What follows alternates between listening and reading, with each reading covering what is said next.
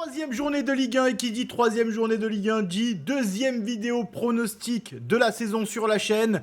Vous avez apprécié la première, en tout cas c'est la deuxième vidéo la plus vue de cette petite chaîne qui vient à peine de sortir. Donc déjà merci pour tout ça, merci pour le soutien sur les vidéos. Et je compte sur toi et sur vous pour continuer à m'aider à grandir sur cette nouvelle chaîne football en mettant le petit commentaire, bien sûr pour le référencement, le pouce bleu et en vous abonnant à la chaîne si vous appréciez le contenu bien évidemment. Aujourd'hui du coup, comme indiqué, on va faire les pronos de cette J3 de Ligue 1 avec comme point culminant notre petit Olympico qui va être exceptionnel, en tout cas qui me hype énormément, entre bien sûr l'Olympique Lyonnais et l'Olympique de Marseille. On en reparlera en fin de vidéo, ça sera le dernier prono de cette vidéo. On commence les amis immédiatement par le tout premier match de cette nouvelle journée de Ligue 1 avec le match du vendredi 29 août entre Lens et Brest. Les Lensois qui restent sur une petite victoire sur Le Havre 2-1, une victoire qui n'a pas été très convaincante pour le coup, mais qui a pour but quand même d'avoir amené une victoire. Et sachant que Le Havre a fait un match pas dégueulasse pour le coup, alors que contre Monaco ça avait été compliqué, et bien là ils ont été pas si mauvais que ça, Le Havre contre Lens. Et puis Lens venait de perdre à domicile contre Lyon, donc c'était pas forcément facile. Ils ont remporté ce match 2-1, et je me demande, est-ce qu'ils vont enchaîner contre Brest ? Vont-ils enchaîner contre Brest ? Je pense que Lens va enchaîner contre Brest. Brest qui vient de perdre à Toulouse dans un match assez bizarre. On a déjà débriefé bien évidemment ensemble. Je pense clairement que nos amis lensois vont gagner ce match. Un petit 2-0 des lensois à la maison face aux Brestois qui auront du coup 2 défaites et un match nul à la fin de ces 3 journées. Donc ça sera déjà un petit peu compliqué du côté de Brest. Il va falloir se reprendre, bien sûr, en imaginant qu'ils perdent à Lens. Bien évidemment, fais comme moi dans l'espace commentaire, je t'invite à me donner ta surprise du week-end, ta confirmation du week-end et ton gros coup du week-end. Et si tu as envie de faire tous les pronos aussi, eh bien n'hésite pas à les partager, à me donner ton avis dans les coms en les mettant aussi, histoire de voir ce que vous en pensez bien sûr. On enchaîne avec Lorient-Lille. Lille qui vient de gagner 1-0 à la toute fin contre Monaco dans un match qu'il a globalement dominé, qui méritait de gagner. Monaco n'a pas fait assez pour remporter ce match, alors que Lille a eu quand même beaucoup plus d'occasions. Et il va jouer à Lorient. Lille va jouer à Lorient. Lorient qui vient de gagner 4-0 dans un match très spécial contre Rennes avec 2 rouges au bout de 10 minutes, ce qui ne veut pas dire grand-chose du coup. Je pense que Lille va aller s'imposer à Lorient. Je pense que Lille va aller s'imposer à Lorient 2-1. Ouais, 2-1. Je pense que ça va être un petit 2-1 pour les Lillois. Je vois pas Lorient leur poser énormément de problèmes. Maintenant, on est en Ligue 1. Hein. Lille qui bat Monaco et qui va perdre à Lorient. Ce serait tellement la Ligue 1. Ça serait tellement la Ligue 1. C'est totalement plausible. Mais je pense quand même que Lille va aller s'imposer du côté de Lorient. Nantes-Auxerre, un match qui va être difficile à pronostiquer. Hein. Nantes, ils sont déjà sur 2 défaites d'affilée, Strasbourg et Paris. Bon, ils ont joué Strasbourg et Paris quand même, ils ont joué déjà 2 grosses équipes. Là, ils reçoivent Auxerre qui a perdu à Nice 3-1 avec un rouge de Sinayoko, pas Sinayoko, de Donovan Léon, je crois, le nom du gardien auxerrois. Qui s'est pris un rouge, qui a fait une sortie de fou furieux. Si vraiment, regardez l'action, je ne sais pas ce qui lui est passé par la tête. C'est un bon gardien en plus. Hein. Et là, il a craqué. Qu'est-ce qui va se passer ici ? Du coup, il n'y aura pas leur gardien. Nantes a besoin de points, mais Auxerre est quand même une équipe qui, globalement, je trouve, pour l'instant, là, moi, je tourne la vidéo le 27 août, donc autant avec la fin du mercato, peut-être qu'ils vont perdre Sinayoko, peut-être qu'il y a d'autres joueurs qui vont partir, je ne sais pas, au moment où je tourne la vidéo, ça peut jouer, bien sûr, sur les pronostics, hein, et ça, je peux pas le savoir en amont. Allez, je dirais un petit match nul, un partout. Un partout ici, entre Auxerre et Nantes. Toulouse, PSG, Toulouse, le tube de l'été avec l'OL. Toulouse qui est sur 2 matchs, 2 victoires, 0 but encaissé. Voilà, c'est déjà très étrange de dire ça de la part du TFC, sachant qu'ils avaient fait une préparation cataclysmique. Hein. Ils ont pris fessée sur fessée durant cette prépa, ils ont pris vraiment des bulles. Et donc du coup, ce début de saison est très très surprenant au vu de la pré-saison qu'ils ont pu effectuer. Pareil, hein, au 30 août, je sais pas, est-ce que Mbo sera toujours là ? Est-ce qu'il y aura des changements du côté de Toulouse ? Est-ce qu'il y a des gros joueurs qui vont partir ? Est-ce qu'ils vont garder le même effectif ? Ça va jouer, mais admettons qu'ils gardent leur principale force, pardon, et que ils affrontent un PSG qui est pour l'instant, et c'est normal, pas en forme. Ça serait pas déconnant. Moi, je vois un petit match nul. Du côté de Toulouse. Ils sont en excellente forme. Paris, c'est petit trop tranquillement, début de saison. Je m'inquiète pas pour Paris. Hein. Ils vont dérouler dès qu'ils seront prêts. À mon avis, à partir de mi-septembre, c'est fini, on les verra plus. Mais je pense qu'il y a moyen de prendre des points sur ce PSG-là en ce début de saison. Et Toulouse, je vois bien les embêter un petit peu. Donc, je vois un partout. Un match nul entre le PSG et Toulouse. Ce qui serait une surprise. Hein. Ce qui serait une surprise pour moi quand même. Donc je le mettrai directement dans la surprise de cette journée de Ligue 1. Ça serait le match nul de Toulouse contre le Paris Saint-Germain. En confirmation, on verra par la suite. Ok. Maintenant que ça c'est donné, maintenant il faut que j'efface les scores. J'espère que je m'en souviendrai tout à l'heure. Au pire, je rembobinerai la vidéo. On passe à la suite. Et la suite, c'est le dimanche 31 août. Ce dimanche 31 août, on a des matchs à pas piquer des hannetons, les amis. On a des très très bons matchs. On a un petit Angers-Rennes à 15h qui risque d'être intéressant puisque Rennes reste sur cette défaite 4-0 avec 2 rouges et surtout une défaite aussi contre Marseille, une victoire pardon contre Marseille mais avec un expulsé, donc il reste sur 3 rouges en 2 matchs.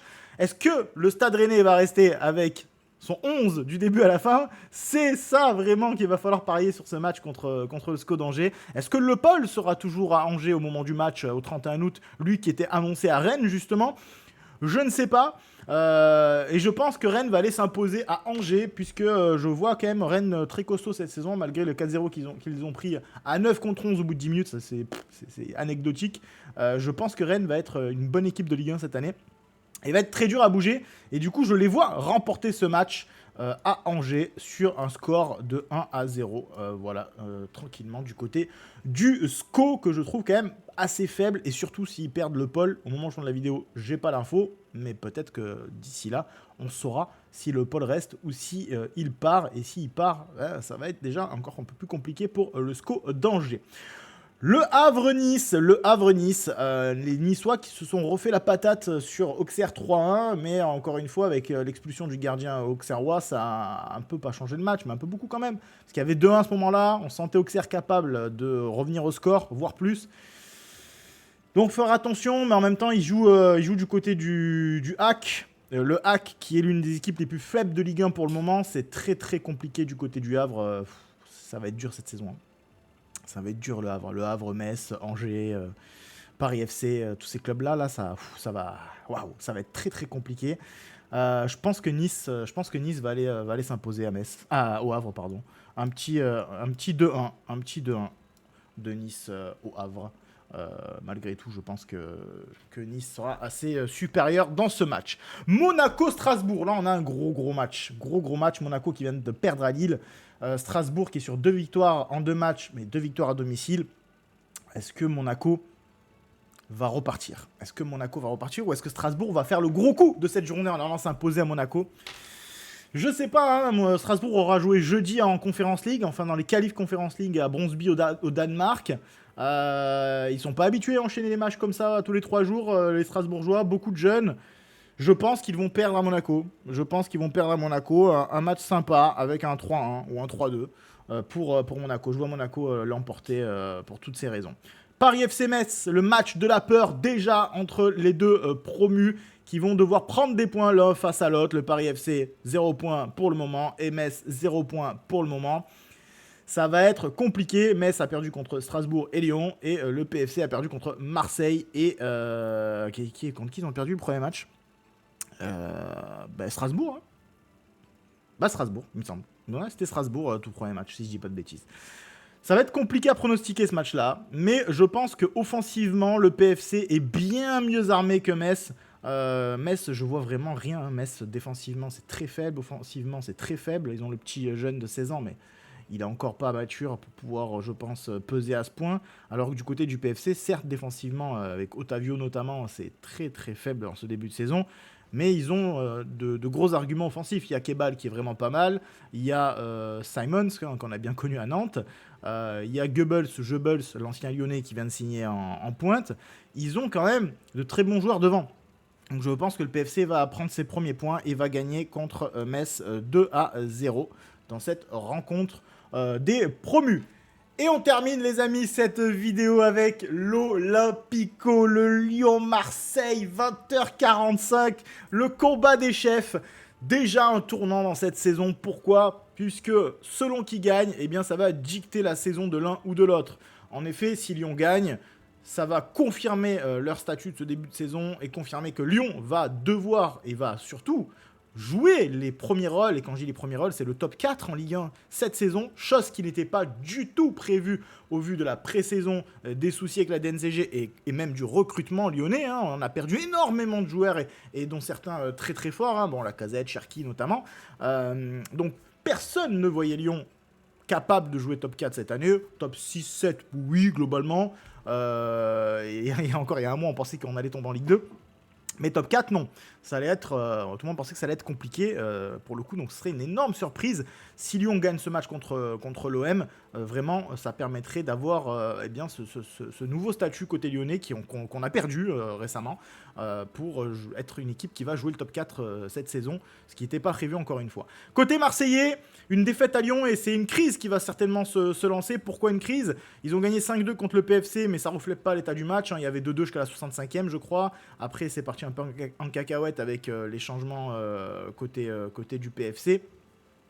Ils ont perdu leur premier match à Rennes à 10 contre 11. Et donc là, ça ferait potentiellement 2 défaites en 3 matchs pour une équipe qui a pour ambition de jouer la seconde place et surtout de titiller le PSG, c'est-à-dire de ne pas être trop loin à la fin du championnat contre le PSG, de ne pas se retrouver à 20 points à la fin du championnat ou à 15 points. C'est un objectif avoué, hein, les joueurs en ont parlé en conférence de presse, c'est l'objectif du club marseillais et c'est normal, c'est cohérent avec plus ou moins 100 millions de dépenses en termes de transfert. Alors c'est à genoux sur 2 balances financières, puisque avec les prêts et les options d'achat, etc., en fait, c'est pas 100 millions directs sur ce mercato-là, mais entre janvier passé, ce mercato-là, et les options qui vont être obligatoirement levées à la fin de la saison, en gros, ils vont dépenser plus ou moins 100 millions. Et encore, au moment où je tourne la vidéo, il y a tout un tas de joueurs qui sont annoncés, qui n'ont pas encore signé, hein, notamment Ordonez, Ceballos aussi, du Real Madrid. Donc, on va être dans les 100 millions d'euros de dépensés, voire légèrement plus du côté marseillais au total sur les joueurs. Donc forcément on a des objectifs aussi qui sont élevés et c'est normal, ils jouent aussi la Champions League. Donc Marseille va devoir s'imposer à Lyon, clairement s'ils veulent montrer leurs ambitions et montrer qu'ils veulent être le second de cette Ligue 1, tu dois aller t'imposer à Lyon, surtout avec le début de saison qui a été fait du côté de Marseille. On ne sait pas au moment où je tourne si Rabiot sera là, pas là, s'il sera transféré, s'il sera de nouveau présent ou pas. J'ai pas l'info quand je tourne cette vidéo là, ça pourra aussi influencer sur les pronos du match. Mais au 27 août 2025, 11h23 avec les infos que je possède, eh bien je pense que Lyon va s'imposer durant ce match. Je vois Lyon favori, Lyon excellent début de saison, 2 matchs, 2 victoires, 0 but encaissé, un fond de jeu présent grâce à ce que fait Fonseca, avec ses redoublements de passes sur le côté droit, côté gauche, avec des formules en triangle pour faire partir dans la profondeur, que ce soit Maitland-Niles ou Fofana de l'autre côté, ou même cette espèce de carré au milieu de terrain cher à Fonseca, avec Tessman, Morton, Tolisso, plus soit Soulj qui rentre, soit des fois c'est Maitland-Niles qui rentre. Il y a toujours quasiment un carré qui se forme quand on a le ballon avec ce dispositif-là.